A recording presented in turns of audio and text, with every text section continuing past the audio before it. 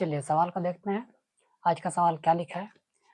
तो क्वेश्चन में लिखा है कि एक डीलर 63,000 रुपया प्रति ड्रायर की दर से 2 ड्रायर बेचता है। यानी कि एसपी जो है, यानी कि यहाँ पर 2 वस्तु है, उसमें से दोनों वस्तु का एसपी यानी कि विक्रय मूल्य जो है वो बराबर है। यानी कि SP1 ये बराबर है SP2 के बराबर।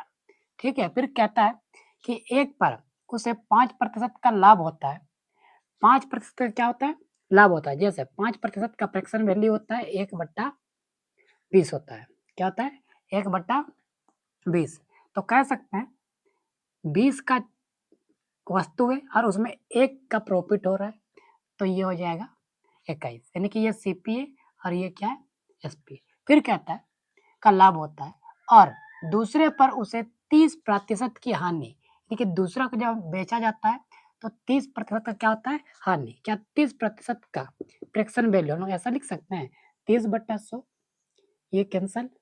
10 का चीज है और 3% यानी कि 3 में हानि, तो 10 का चीज 3 रुपया का हानि, तो लिख सकते हैं 7। लेकिन क्वेश्चन में लिखा है कि दोनों का विक्रय मूल्य जो है वो बराबर है। तो ये एसपी जो है ये बराबर होना चाहिए। तो यहाँ 21 से, तो यहाँ भी 21 बढ़ाने के लिए क्या करेंगे? 3 से गुना, तो यहाँ पर भी 3 से गुना करेंगे। अब इतना होने के बाद क्या करेंगे? ये 20 से 3 दाइन 30, ये क्या हो जाएगा? 3 दाइन 30, 20 में 30 जोड़ेंगे क्या हो जाएगा? 50। ठीक है, इतना होने के बाद ये 21 है और ये भी 21 है, इसको जोड़ेंगे तो आ जाएगा 42। यानी कि खरीदा गया 50 में और बेचा गया कितना में? 42 में। तो 8 का क्या हो रहा है? नुकसान हो रहा है, यानी कि लॉस हो रहा है। कितना का?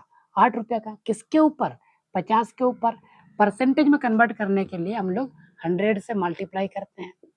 अब 50 से कम 50, 50 दूना 100, 8 दूना 16, यानी कि 16% का क्या हो रहा है? नुकसान, यानी कि हानि हो रहा है। इस तरह से ऑप्शन नंबर बी जो है ये पूरी तरह से क्या है? सही है।